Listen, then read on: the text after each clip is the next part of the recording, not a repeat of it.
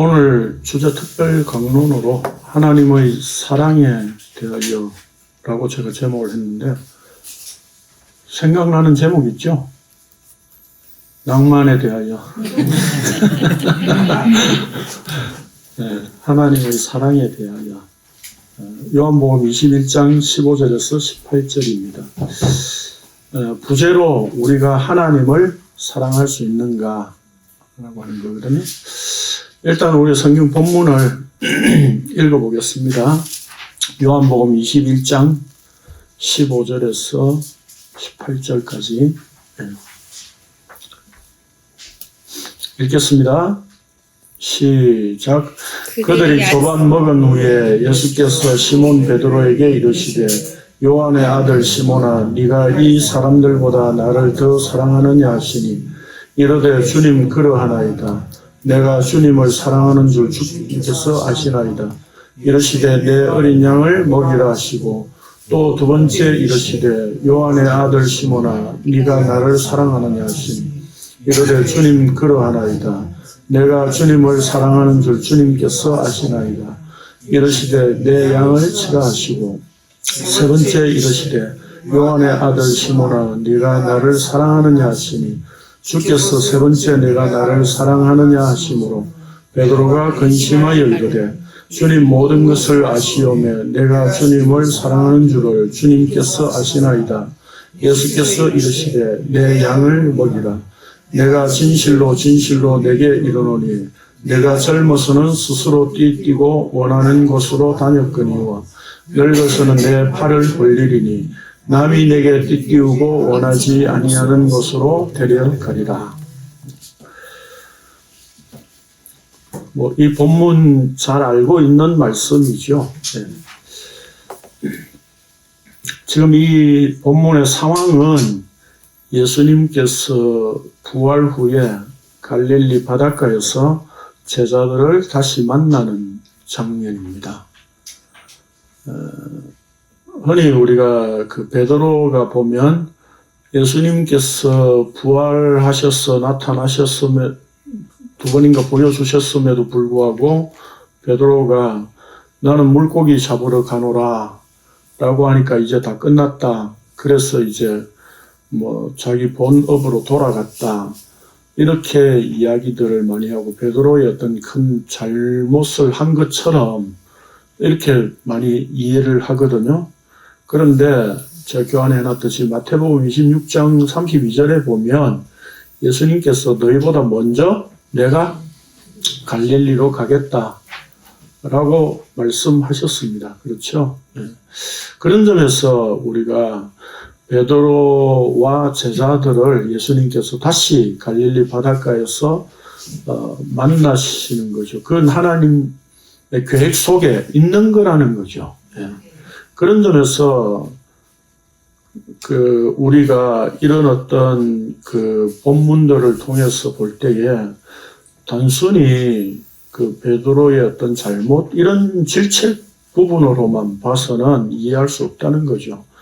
그래서 하나님께서는 예수 그리스도를 통해서 하나님 자기 언약의 완성인 십자가로 다 보여주셨죠. 그러면 그 십자가의 연장선상에서 이제 부활로 어떻게 교회를 세워가시는가.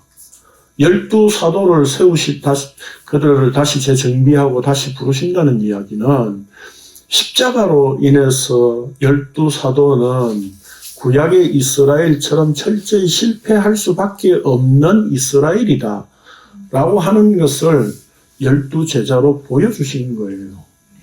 그런 점에서 우리가 오늘날 교회에서 제자 훈련을 하는데 12제자로 훈련하신 것처럼 오늘날 교회도 훈련해야 된다 이렇게 이야기하는데, 예수님의 생애 십자가까지 보여주신 제자의 모습은 철저히 실패할 수밖에 없는 이스라엘을 보여주는 거예요. 그래서 참 이스라엘이신 예수 그리스도 그분이 십자가로 홀로 언약을 온전히 성취하셨다라고 하는 것을 나타내신 겁니다. 그런 점에서 제자들은 철저히 실패했어야 되는 거예요. 예. 그래서 물고기를 잡으러 갔는데 예수님이 찾아오신 거였죠. 언제요? 새벽에. 새벽은 뭡니까? 베드로가 부인하던 시점. 그리고 베드로가 3번 부인했던 것처럼 예수님은 다시 3번 똑같이 물으시는 거죠. 그리고 어디서? 숯불 앞에서. 베드로는 그 대제사장의 뜰에서 숯불 앞에서 철저히 예수님을 부인했죠. 예수님을 부인했다는 의미는 뭐예요? 자기를 인정한 거죠. 우리는 나를 부인하든지 예수님을 부인하든지 둘 중에 하나를 할 수밖에 없습니다. 근데 우리는 본래 나를 부인할 수 없는 존재라는 거죠. 그걸 베드로를 통해서 보여주신 거죠. 자, 그런데 중요한 것은 이제 이 본문에서 보면, 여러분 본문에서 찾아보시면 아시지만 예수님께서 말씀하실 때 네가 나를 사랑하느냐라고 했을 때에 그 사랑을 아가파오는 동사예요. 사랑하다라고 하는 거고 아가페는 명사형이에요. 그래서 어린이집 이름을 아가페로 하면 망하겠죠. 그래서 예수님은 2번 다 그 아가파오로 말씀하셨어요. 그리고 3번째는 필레오로 물으셨습니다. 필레오는 동사고 필리아는 명사예요. 그런데 베드로는 3번 다 필레오로 대답했어요. 그래가지고 이 본문을 많은 목사님들, 설교자들이 어떻게 하느냐면 아가페는 하나님의 무조건적인, 지극한, 차별 없는, 희생적인 하나님의 사랑을 의미한다. 그렇게 물으니까 베드로는 필레오로 답변할 수밖에 없었다. 그래서 필레오로 물으니까 베드로는 겨우 필레오로 대답할 수 있었다. 이렇게 해가지고 이 본문을 아주 거창하게 막 헬라어를 들이대면서 막 설명을 하거든요. 그러면 아가페가 정말 하나님의 무조건적인 사랑을 말하는 것일까요? 아닌 것 같아요. 그래서 어떤 설교자는요, 아가페는 기독교가 만든 단어래요. 그렇게까지 이야기하는 사람도 있습니다.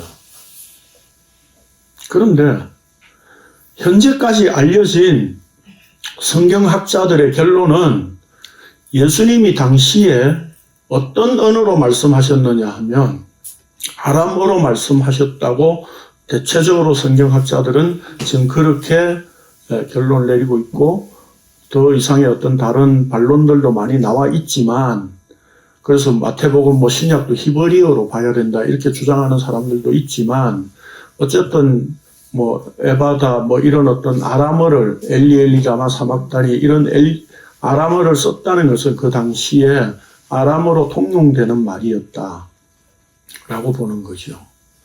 그러면 아람어에는 사랑이 이렇게 구분되어 있을까라고 하는 거죠. 없다는 거죠. 그러면 헬라어로 기록을 사도들이 이제 하면서 언어의 다양성을 가지고 표현했을 뿐이다 라고 보는 거죠. 그런 점에서 사랑을 이 헬라어에는 아가페, 필리아 말고도 우리가 아는 대로 뭐 있죠? 에로스, 그 다음에 스토르겔, 그 다음에 플라토닉 이런 것들이 있는 거죠. 그래서 우리는 이걸 구분된 걸로 이해를 합니다. 에로스는 이성 간의 사랑이고 플라토닉은 정신적인 사랑이고 스토르게는 가족 간의 혈육적인 사랑이다. 이렇게 구분을 하죠. 근데 그리스어의 정통한 언어학자들은 대체적으로 이런 어떤 언어의 구분이 우리가 하는 것처럼 그렇게 되어 있지 않다는 거죠.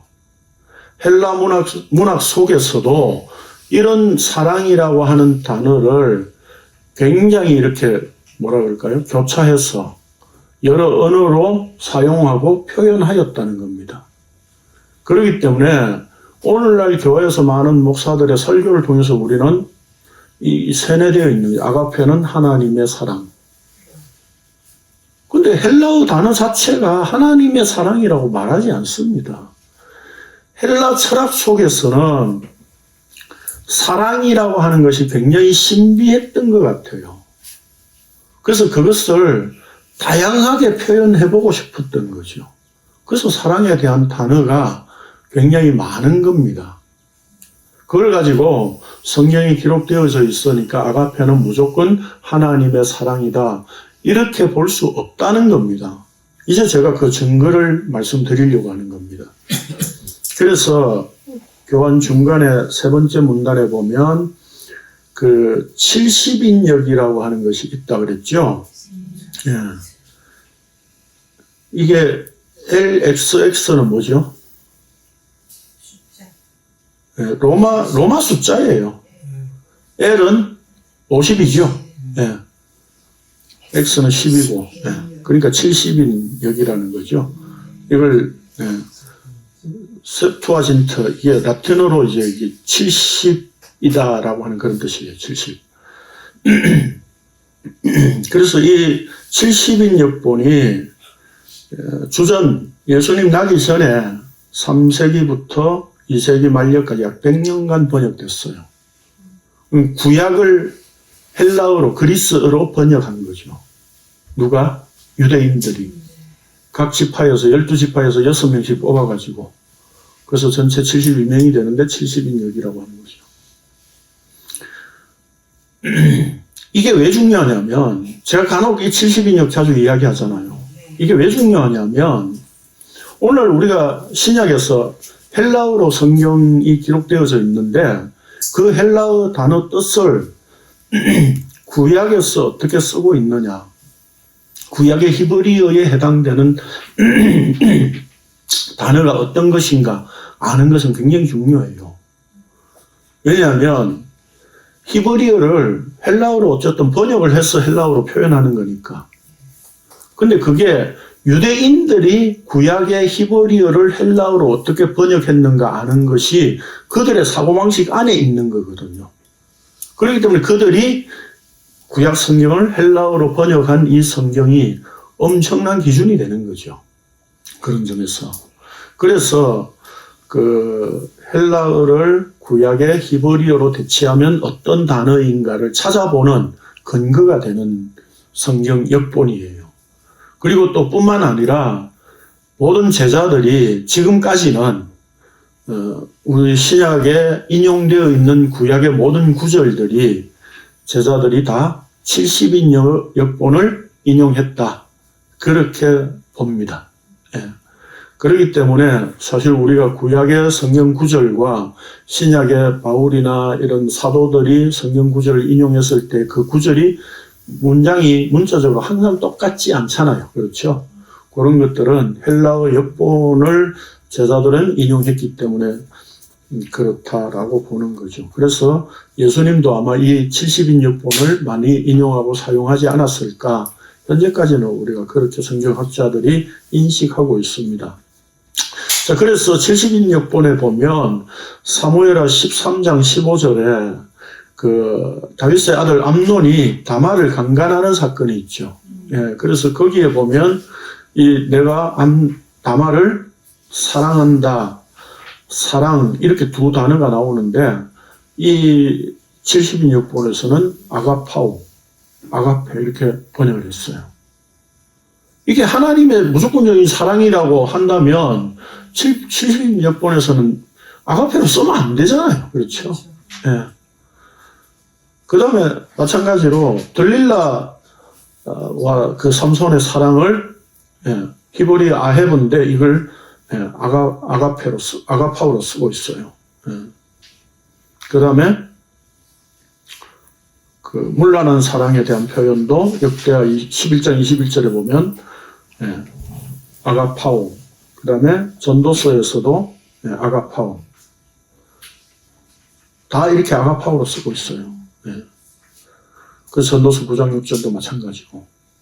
이렇게 봤을 때 구약에서 유대인들이 아가페라고 하는 단어를, 아가파오라고 하는 단어를 썼는데 하나님의 무조건적인 사랑을 표현하는 본문들이 아니다 이 말입니다. 예. 그러면 신약에서도 봅시다. 신약에서도 요한복음 3장 35절 거기 보면 아버지께서 아들을 사랑하사라고 했을 때는 아가파오라고 되어 있어요. 네. 그런데 그 다음 구절을 봅시다. 네. 그 다음 구절을 보면 요한복음 5장 20절 이거 찾아보시라는 거예요. 그래서 요한복음 베들레헴 성경 찾아보십시오. 5장 20절 그 원전 분해로 놓고 보시면 호가르 파테르 필레이 이렇게 되어 있죠. 그 필레이가 G5368 이렇게 되어 있죠. 그게 원형이 필레오예요. 이거 누가 사랑한다고 표현하는 말씀이죠? 하나님의 사랑을 표현하는데 필레오로 쓰고 있다니까요. 요한복음 16장 27절도 찾아보십시오. 요한복음 16장 27절 아우토스 가르호 파테르 필레이 이렇게 되어 있죠. 하나님 아버지께서 사랑하신다고 표현하고 있는데 필레오로 쓰고 있어요. 그 하나님의 사랑은 무조건 아가페로 돼 있어야 되는 거 아닌가요? 네. 지금 한국교회 설교자들의 논리대로 하자면. 네. 그러니까 제가 지금 드리는 말씀이 무슨 말씀인가 하면 아가파오를 무조건적인 하나님의 사랑으로 그렇게 단어가 쓰여졌다. 이렇게 보면 안 된다는 겁니다. 예. 마찬가지로 고린도전서 16장 22절 마찬가지고 예수님께서 사랑하는 자를 책망한다라고 표현한 계시록 3장 19절에서도 필요로 쓰고 있어요. 그러니까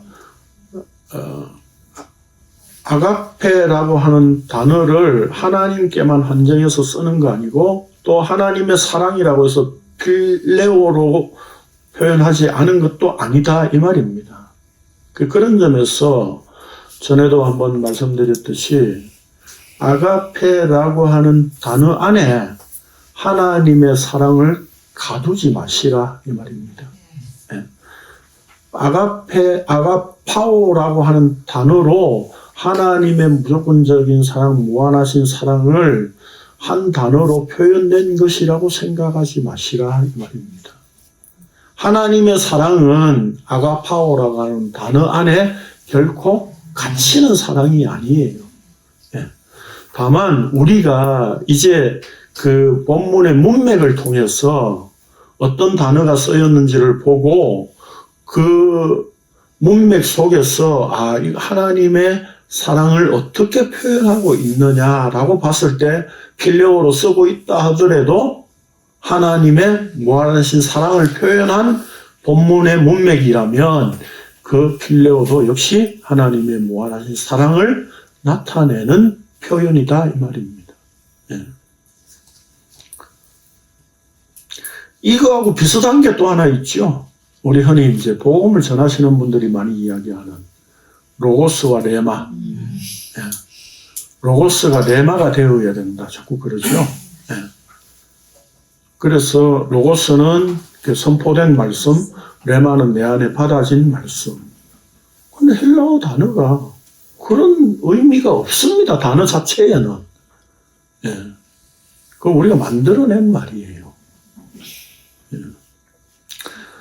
헬라어로 말씀이라고 할 때 그 두 단어가 그냥 있는 거예요. 그래서 성경 본문에 보면 그 두 단어를 그냥 교차해서 쓰고 있는 거예요.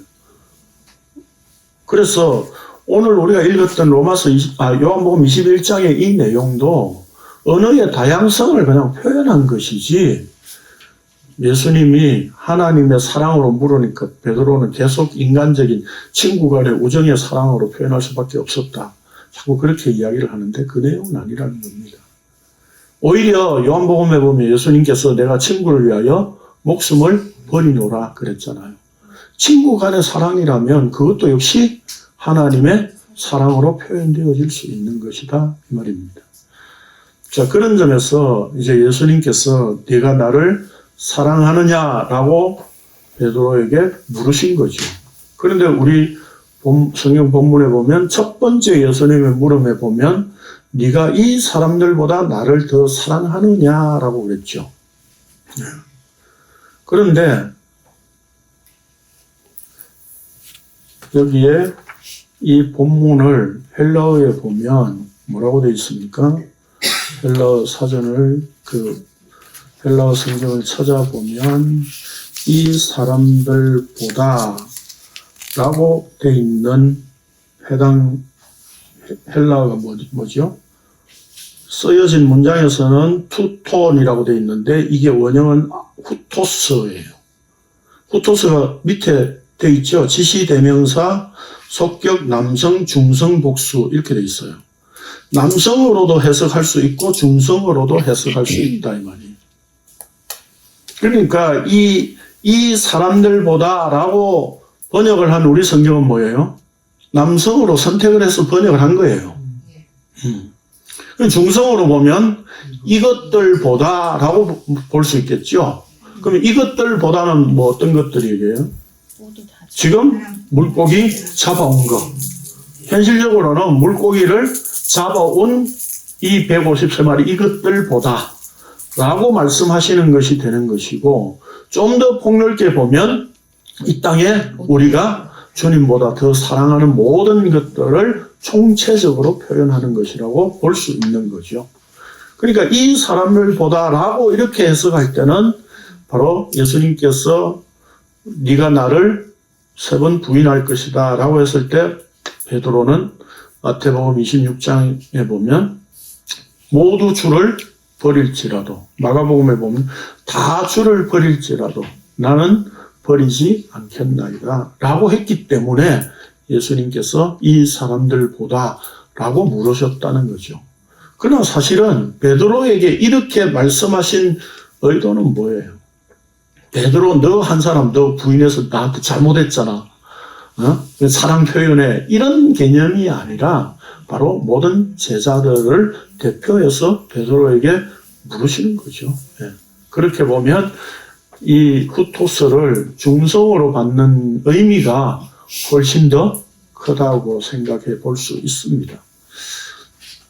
자, 그렇다면 예수님이 이렇게 물으셨는데 우리가 하나님을 사랑합니까?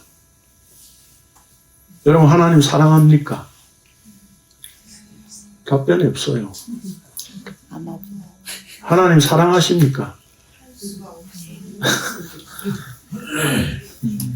결론은 합니다라고 우리는 할 수밖에 없겠죠. 그런데 우리가 하나님을 사랑할 수 있습니까? 하나님 사랑할 수 없습니다.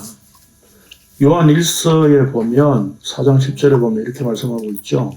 사랑은 여기 있으니 우리가 하나님을 사랑한 것이 아니요 하나님이 우리를 사랑하사 우리 죄를 속하기 위하여 화목제물로 그의 아들을 보내셨습니다 라고 했습니다.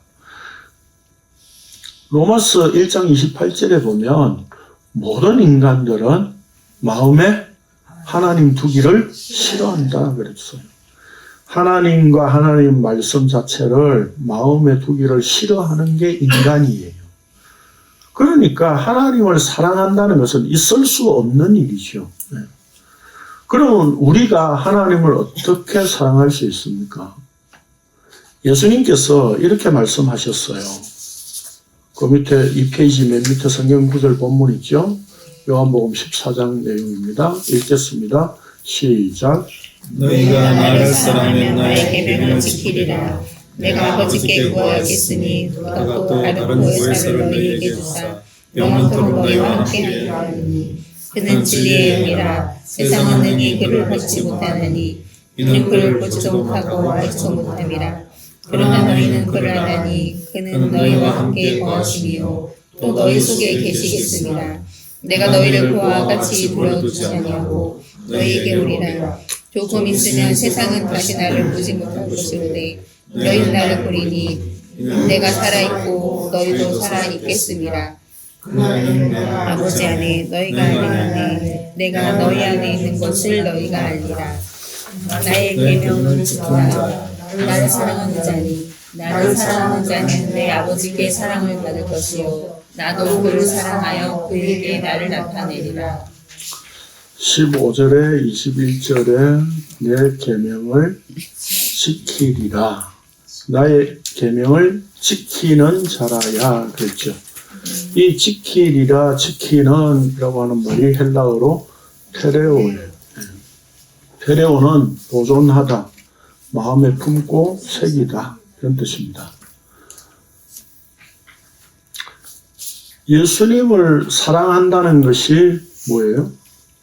계명을 마음에 품고 새기는 겁니다. 그럼 이 계명이 뭐예요? 여기 이 본문 속에서 21절에 나의 계명이라고 되어 있죠. 그런데 헬라어 성경에 보면 호엔톨레라고 되어 있어요. 그러니까 그 계명, 그 명령, 그 말씀 그런 뜻입니다. 그럼 분명히 뭔가를 지시하고 명시하고 있는 거죠. 그게 뭡니까? 구약에서 말씀하신 그 말씀, 그 계명, 그 명령, 구약에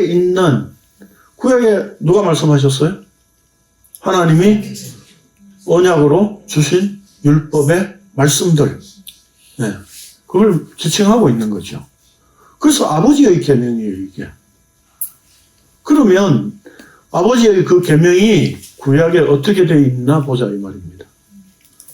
신명기 6장입니다. 우리 많이 자주 보아왔었는데 읽겠습니다. 시작. 이스라엘아 들으라. 우리 영원한 여호와는 오직 유일한 여호와이시니 너는 마음을 다하고 뜻을 다하고 힘을 다하여 내 하나님 여호와를 사랑하라. 오늘 내가 내게 명하는 이 말씀을 너는 마음에 새기고 새 자녀에게 부지런히 가르치며 집에 앉았을 때든지 길을 갈 때든지 누워 있을 때든지 일어날 때든지 이 말씀을 강론할 것이며 너는 또 그것을 내 손목에 메어 기호를 삼으며 내 미간에 붙여 표로 삼고 내 문설주와 바깥 문에 기록할지니라. 네. 이 말씀 제가 자주 많이 설명드렸었죠. 네, 내 하나님 여호와를 사랑하라 그랬어요. 아하브라고 했는데 하나님을 사랑하는 것이 어떤 것이라고요? 마음을 다하고 뜻을 다하고 힘을 다하여 내 하나님을 사랑하는 이것은 이 말씀을 하나님이 직접 말씀하신 이 말씀을 마음에 새기는 거였어요. 새기기 위해서 어떻게 하라고요? 자녀에게 부지런히 가르치고 집에 앉았든지 길을 갈 때든지 누워 있을 때든지 일어날 때든지 이 말씀을 강론하라. 그리고 또 그것을 기억하기 위해서 어떻게 하라고요? 손목에 메고 또 미간에 붙이고 그래서 표를 삼고 집 문설주와 바깥 문에 기록하라. 이걸 유대인들은 문자적으로 지금 지키죠. 그래서 미간에 경문이라고 하는 것을 우리 바리새인들 복음서에 보면 경문이라고 나오죠. 이 말씀을 써가지고 상자에 넣어서 머리에 이렇게 이마에 붙이는 거예요. 띠로 이렇게 머리에 두르고 있는. 그리고 옷술에 말씀을 새겨서 옷술에 길게 너려떨어서 나 하나님 말씀대로 이렇게 살고 있어, 지키고 있어 라고 하는 것을 자랑하는 거죠. 옷술이 짧으면 잘 못 볼까봐 이제 길게 해가지고. 그 혈루증 앓는 여자가 예수님의 옷을 만졌다 그랬잖아요. 그 옷가를 만졌다는 그 옷가는 바로 이 말씀이 새겨진 옷술을 말하는 겁니다. 헬라어 성경의 그 단어의 의미 자체가. 그런 점에서 이 말씀들을 새기는 것, 이걸 통해서 마음에 새기어야 된다라고 하는 것을 하나님이 말씀하고 계시는 거예요. 여호와를 사랑하는 게 뭐라고요? 마음에 새기는 거죠. 근데 유대인들은 어떻게 이해하고 있어요? 경문을 넓게 하고, 옷수를 길게 하고, 자녀에게 무조건 가르치면 되고, 이렇게 현상적으로 행동으로 지키는 것으로 생각을 했었다 이 말입니다. 그런데 아까 우리가 읽은 요한복음 14장에 보면, 이 페이지에 보면 17절에, 요한복음 14장 17절에 보면 16절에서 또 다른 보혜사를 주신다 그랬죠. 근데 그는 진리의 영이라 세상은 능히 그를 받지 못하나니 그랬죠. 보지도 못하고 알지도 못한다. 그러나 너희는 그를 안다 그랬어요. 어떻게 해요?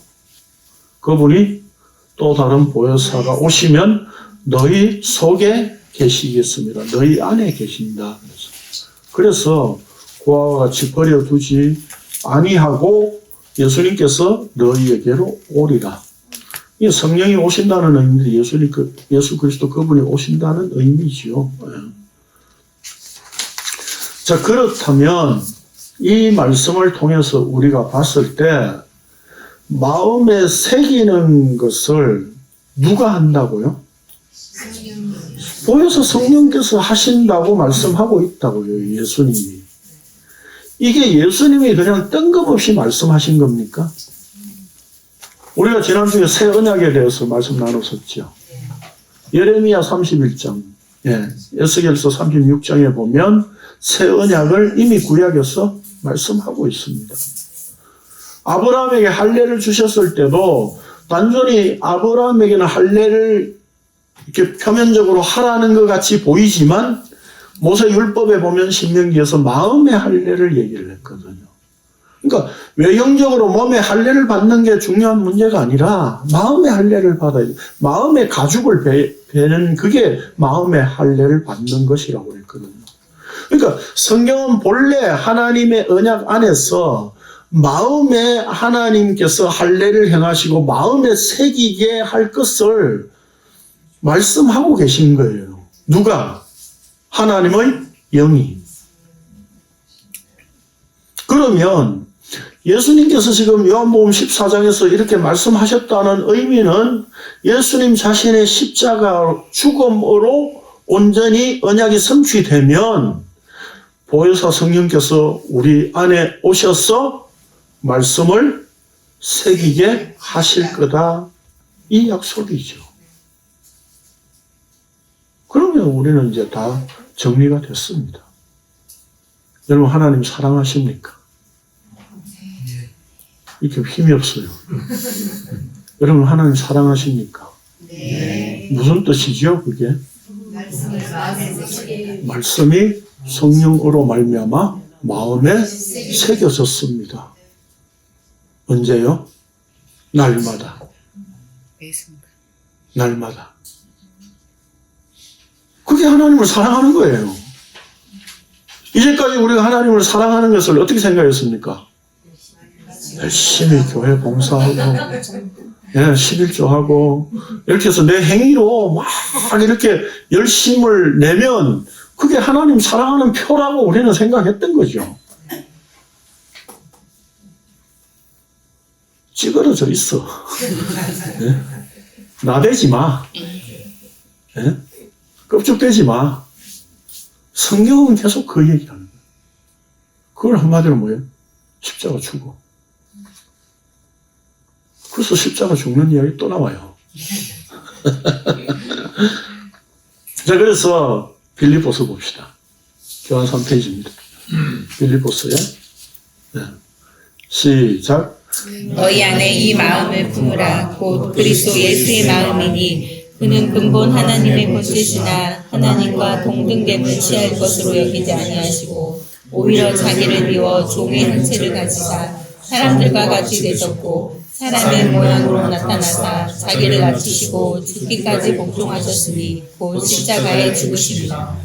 너희 안에 이 마음을 품어라 라고 하는 게 명령형으로 되어 있는 건 사실입니다. 그런데 이게 명령일까요? 여러분, 예수님의 마음을 품을 수 있습니까? 이미 예수님께서 십자가 자기 죽음으로 말미암아 언약이 성취되면 또 다른 보혜사를 너희 안에 속에 보내서 마음에 새기게 하신다 그랬죠. 그럼 그 마음에 새긴다는 의미는 뭐예요? 예수님의 마음을 품게 한다는 거예요. 그 예수님의 마음은 어떤 마음이었죠? 십자가 죽으십니다. 그게 예수님 마음이었어요. 그러면 하나님의 사랑을 우리에게 주신다는 의미는 바로 이렇게 십자가 죽음을 우리 안에 확인시켜주고 새겨주시는 거예요. 그래서 우리는 이제 예수님의 마음으로 바뀐 거예요. 예수님의 마음인 거예요. 예수님 마음이 되게 하신 거예요. 그래서 여기 품어라라고 하는 말을 프로네오라고 하는 단어는 생각하다, 전념하다, 마음에 두다 이런 뜻입니다. 그러니까 약속이죠. 이미 이걸 명령으로 자꾸 생각하면 앞에 요한복음 14장의 말씀을 이미 놓친 거예요. 보혜사 성령이 너희 속에 있게 하겠다 했잖아요. 그러니까 마음을 품어라라고, 예수님 마음을 품어라라고 하는 것이 단순히 명령이 아니라 성령께서 이루신 사실을 지금 명령형으로 이야기를 하고 있는 거예요. 그러니까 성경을 우리가 단편적으로 문자적으로만 보면 이걸 내가 품어야 될 것처럼 생각된다 이 말입니다. 그래서 네가 품으려고 해서 너는 망해야 돼. 이게 죄인에 대한 심판이에요. 그래서 성경은 문자적으로 보면 망할 수밖에 없는 겁니다. 아까 말씀드렸죠. 경문을 하고 미간에 새기고 손목에 기호로 삼고 그게 새언약 제가 설명해서 뭐라 그랬죠? 그게 666표라고요. 문자적으로 지켜가지고 이마에 새기고 손목에 기호로 삼으면 이게 짐승의 표예요. 666이에요. 무슨 컴퓨터 수가 아니라 무슨 경제적으로 그 바코드 없으면 활동을 못하게 만드는 그런 마귀의 수화로 만드는 그게 아니라 이미 마음에 새길 것을 하나님은 말씀하셨는데 우리가 그것을 문자적으로 받아서 이마에 새기고 손목에 기호로 삼으면 손등에 기호로 삼으면 그게 뭐예요? 내가 마귀에게 속한 존재입니다 라고 하는 것을 스스로 드러내고 있는 것에 불과한 것이다 이 말입니다. 이 666을 이렇게 이해를 하지 못하고 한국 교회는 마귀의 표다, 그 받으면 안 된다, 컴퓨터 바코드다, 뭐 요즘 베리칩이다, 뭐 그런 이야기 해가지고 백신 맞으면 안 된다, 백신 안에 베리칩이 들어있다고 소리하고 말이죠. 그래서 서울 버스가 666번이 망하게 만드는 게 한국 교회잖아요. 666번이 있었다가 교인들이 하도 안 타가지고 망했다고 그러잖아요. 그 버스가. 그 노선이. 이런 거를 문자적으로 받아들이는 거죠. 그래서 3페이지 맨 밑에 봅시다. 그래서 예수님의 마음은 죽음으로 복종하신 십자가입니다. 그렇다면 성령께서 우리 안에 찾아오신다는 것은 예수 그리스도의 십자가 죽음을 우리 안에 새기신다는 뜻입니다. 우리 마음의 십자가, 헬라어로 스타우로스죠. 이 스타우로스는 어디에서 온 단어예요? 히스테미에서 온 단어라 그랬죠. 이 스타우로스는 단순히 우리가 아는 십자 형태의 나무 형태를 말하는 게 아니라 언약의 기둥을 의미하는 겁니다. 그래서 그 십자가를 우리 마음에 새기셨다는 것, 히스테미, 세우셨다는 것, 언약의 기둥을 세우신 거예요. 그래서 너희 안에 이 마음을 품어라 곧 예수 그리스도의 마음이니, 이 말은 우리 안에 십자가, 예수 그리스도의 십자가 죽음의 의미를 우리 안에 새기게 하시고 언약의 기둥으로 세우신 거예요. 그래서 십자가 생각하지 말라 했는데 십자가 생각이 안 나셨습니까? 예? 계속 나셨죠. 어제 밤새도록 3시까지 십자가 신물나게 이야기했습니다. 그리고 또 지금 십자가 이야기합니다. 지루하십니까? 그 십자가를 우리 마음에 새기게 하시는 하나님의 은혜인 것으로 우리는 받아들여질 수밖에 없는 거죠. 그래서 그렇게 언약의 기둥이 마음에 세워진 자가 이제 예수 그리스도가 하나님 아버지 안에, 우리가 예수 그리스도 안에, 또한 예수 그리스도가 우리 안에 있음을 알게 되고, 그것이 함께하는 거처, 곧 하나님의 집이고 예수 그리스도와 한 몸 된 교회가 되는 겁니다.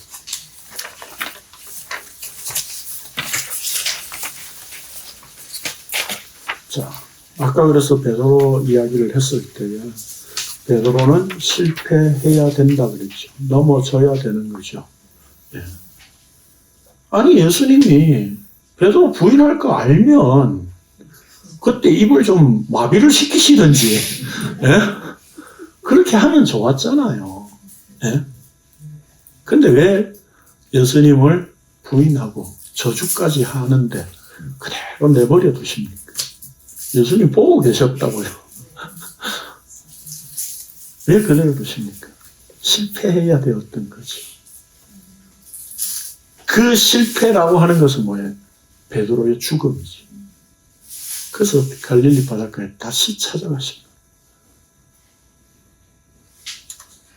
실패하고 그 베드로가 죽은 그 죽음 안에 찾아가셔서 이제 네가 나를 사랑하느냐라고 물으니까 베드로는 뭐라고 이야기합니까? 예전에는 내가 펄펄 살아서 뛰면서 화로회처럼, 예? 그래서 화로회를 보면 뭐 나도 세상을 날로 먹고 싶다 그런 생각이 들잖아요. 예? 그렇게 펄펄 뛰던 베드로를 철저히 죽이심으로 그 죽음 안에서 이제 고백하게 만드시는 거죠. 그래서 나온 고백이 뭐예요?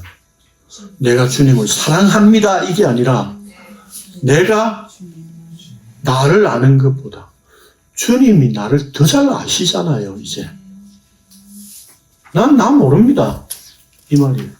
난 나 모릅니다. 그게 뭐예요? 자기 부인. 내가 주님을 사랑하는 줄 주님께서 아시나요? 아니, 나보다 주님 나에 대해서 더 잘 아시잖아요. 근데 왜 물으십니까? 예? 이런 얘기잖아요.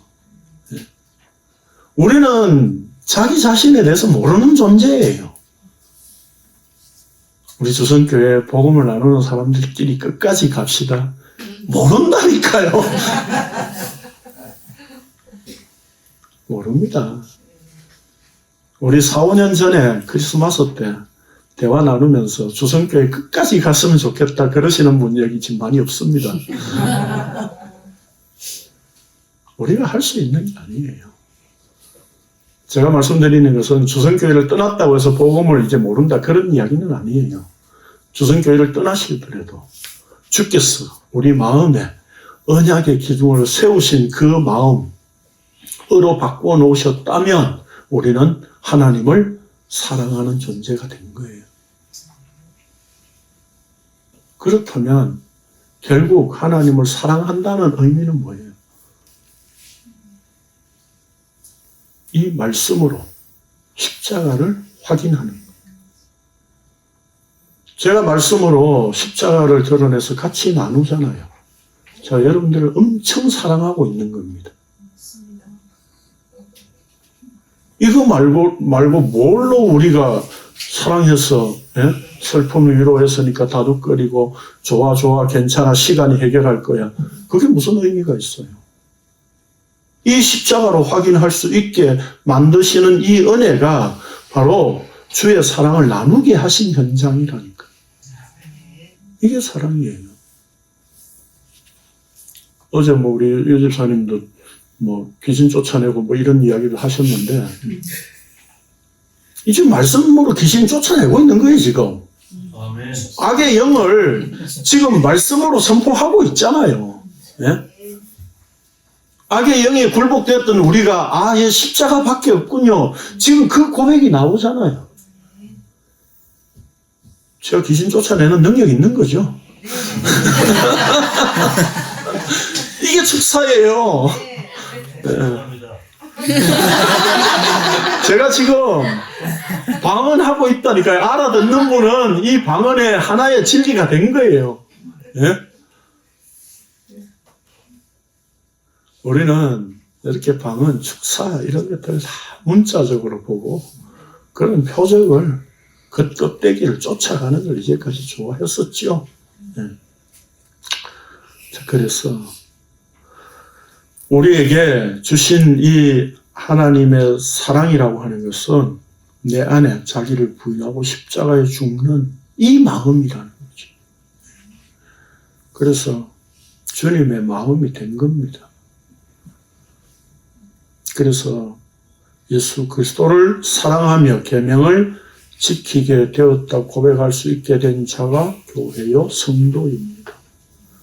이것이 예수 그리스도 안에서 날마다 주어지는 처음 사랑입니다. 계시록 2장 4절 이거 할 때 말씀드렸었죠. 계시록 강론할 때 처음 사랑이 뭐라고요? 내가 처음 예수 믿어가지고 막 눈물 콧물 빼면서 정말 예수님만큼 좋은 분 없어 이렇게 눈물 흘리고 했던 그게 처음 사랑이 아니라 예수님 말씀하시기를 내가 준 사랑 내놔라. 그것이요. 내가 준 십자가 죽음 그거 꺼내놔봐. 그걸로 처음 사랑을 확인하시는 거예요. 그런데 우리는 그 십자가에 뭘 붙입니까?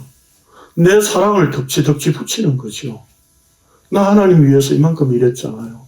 선교했잖아요. 구제했잖아요. 노숙자들 밥 먹였잖아요. 아웃리치 하면서 얼마나 돌아다니면서 세계에 내가 복음을 나타냈는데요. 그런 걸로 십자가에 우리는 내 사랑을 계속 이렇게 갖다 붙인 거예요. 그런데 주님은 뭐라고 그럽니까? 내가 너한테 준 십자가, 내 사랑 내놔봐. 그렇게 묻고 계신다고요. 그러니까 오늘 우리가 모여서 말씀을 나눈다는 작업의 의미는 또 다른 의미는 뭐예요? 십자가에서 내 사랑을 걷어내는 거예요. 내 사랑을 걷어내는 것이어야 됩니다.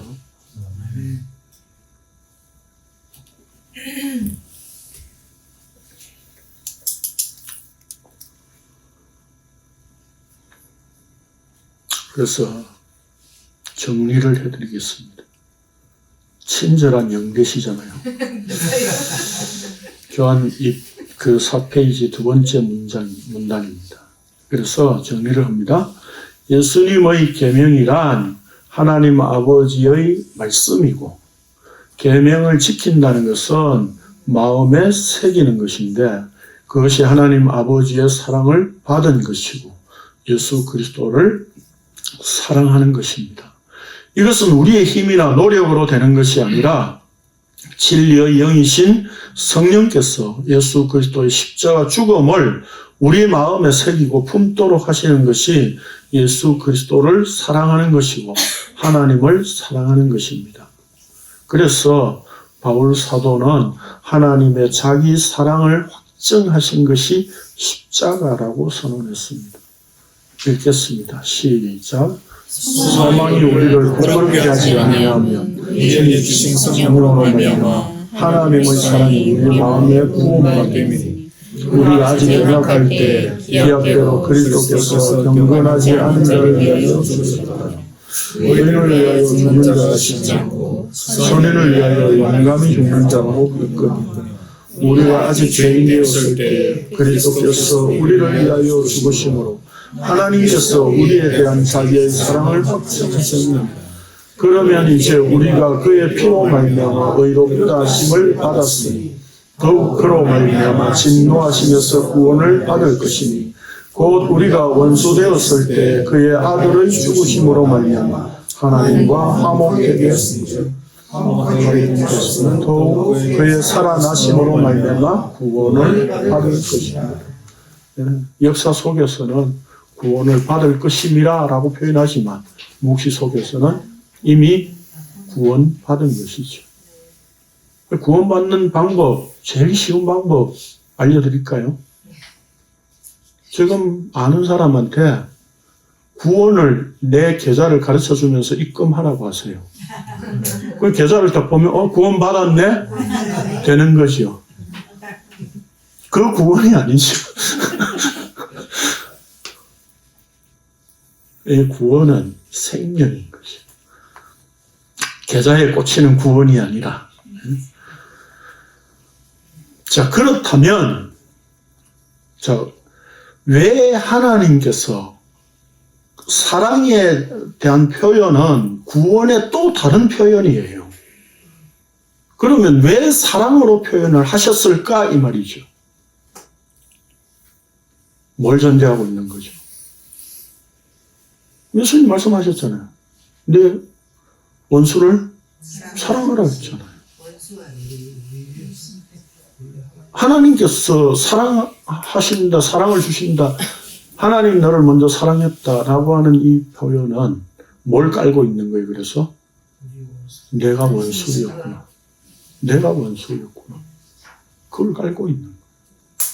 하나님의 의를 설명할 때는 우리의 죄를 깔고 있는 이야기고, 하나님의 사랑을 말씀하시는 부분에서는 우리가 원수였다. 그 개념을 여기 안에 깔고 있는 거예요.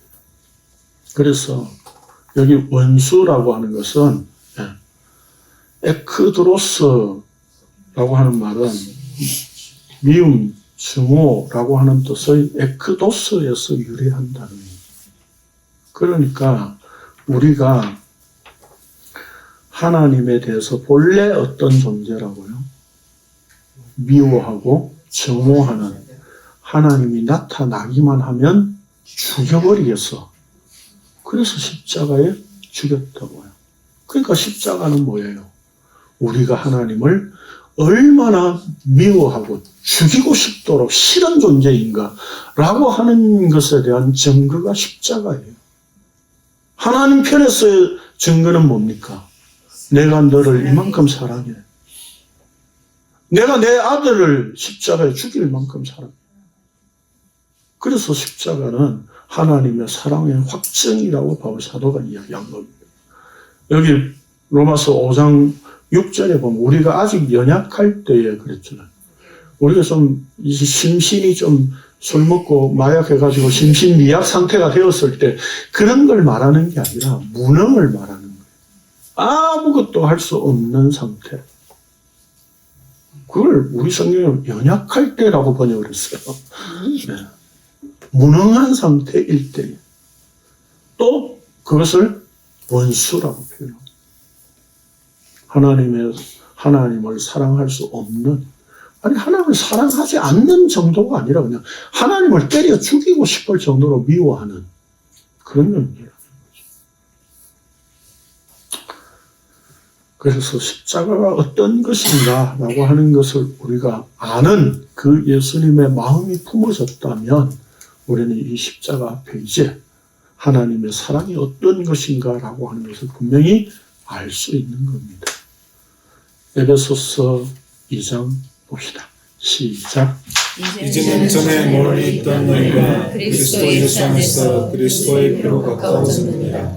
그는 우리의 화평이신지라. 그로 하나님을 만나사 원수된 것 곧 중간에 먹힌 담을 자기 육체로 주시고 법조문으로 된 계명의 율법을 빼앗으셨으니 이는 이 둘로 자기 안에서 한 세 사람을 화평하게 하시고 또 십자가로 이 둘을 한 몸으로 하나님과 화목하게 하려 하심이라. 원수된 것을 십자가로 소멸하시고 또 오셔서 먼데 있는 너희에게 평안을 전하시고 가까운데 있는 자들에게 평안을 전하셨으니 이는 그로 말미암아 우리 둘이 한 성령 안에서 아버지께 나아감을 얻게 하려 하십니다. 여러분, 하나님의 원수 맞습니까? 여러분, 하나님 사랑하십니까? 예. 이 강론 시작할 때는 하나님을 사랑하십니까? 물었을 때 아무도 답변 안 하셨어요. 근데 강론을 마치고 나니까 감히 나는 원수입니다. 하나님 사랑합니다. 고백할 수 있는 사람이 됐어요. 제 능력 좀 대단하지 않습니까? 말씀의 논리로 여러분 이렇게 굴복시켰어요. 귀신이 떠나갈 정도입니다. 맞습니다. 예, 제 능력이 아니라 성령께서 우리 안에 다시 또 십자가를 새겨주신 그 예수님의 십자가 죽음의 마음을 우리의 죄악된 마음으로 바꿔놓으신 거예요. 그래서 우리가 오늘 감히 내가 주를 사랑합니다 라고 말할 수 있게 된 거죠. 이제 내가 주님을 아는 것보다 주님이 나를 더 잘 아시잖아요. 나는 주님 모릅니다. 결국 이 고백할 수밖에 없고, 그래서 그리스도 그분의 사랑과 은혜가 내 안에 주어진 이 십자가의 길을 평생 이제 매일매일 이 길을 가기로 각오와 결심하고 이 사랑을 품고 사는 성도로 사시기 바랍니다. 기도하겠습니다. 그러하신 주님 감사합니다. 말씀의 은혜를 또 입히시니 오늘 우리가 어떤 존재였는가라고 하는 것이 완전히 폭로되어 버렸고, 하나님을 그냥 외면하고 싫어하는 정도가 아니라 하나님의 원수로 대적자로 하나님을 죽였던 저희들입니다. 그런데 그 십자가가 웬 말입니까? 하나님의 사랑의 확증이고 아들을 십자가에 죽이심으로 우리 마음에 예수님의 마음으로 바꿔놓으신, 말씀을 새겨놓으신 성령님의 찾아오심의 이 은혜가 우리에게 주어졌기에 오늘 우리가 감히 하나님을 사랑합니다 라고 고백할 수 있는 이 은혜 감사함으로 계속 매일매일 이 십자가의 길을, 십자가를 사랑하는 그 길을 갈 수 있도록 인도하여 주옵소서. 예수님의 이름으로 기도합니다. 아멘. 수고하셨습니다.